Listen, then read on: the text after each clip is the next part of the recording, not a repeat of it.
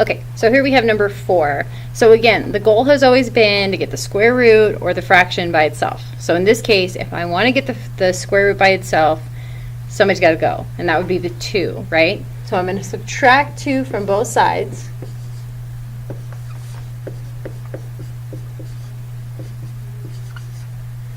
And then the only thing left to do on the left side is to get rid of a square root. Well, we learned before, where's my board? We wrote this down before, right? So what cancels a square root? A square. So if I square the left side, then I obviously have to square the right. So this cancels with this, so now I'm left with 4x minus 7. And 3 squared is 9. Cool. So now this is just a simple equation. So go ahead and finish solving it. So I'm going to go ahead and add 7.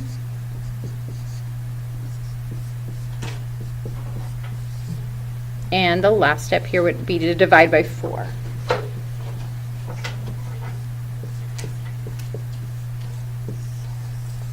So x equals 4.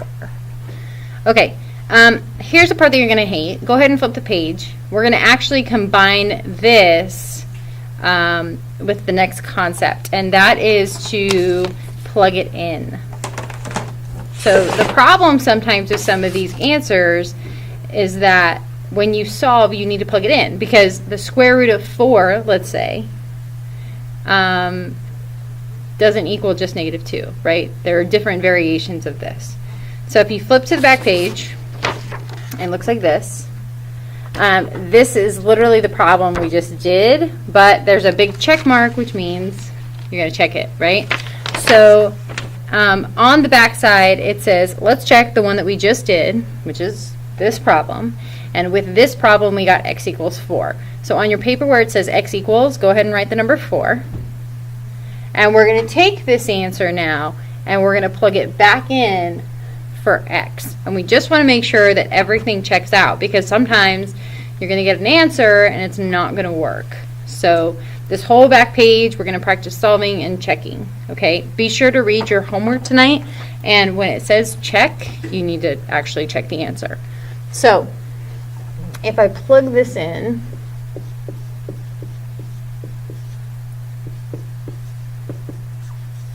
to this equation, I'm going to go ahead and simplify underneath that radical first. So 4 times 4 is 16.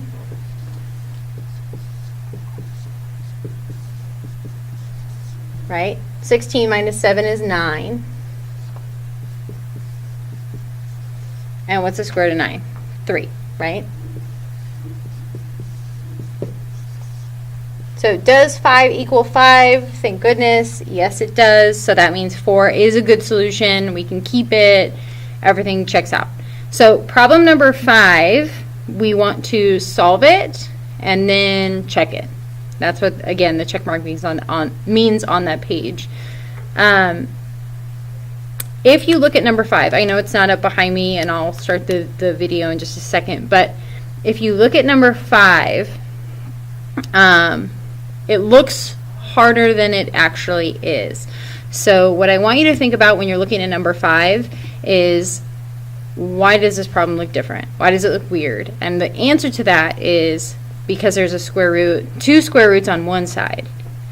So my strategy is going to be, is there a way to put one square root on each side?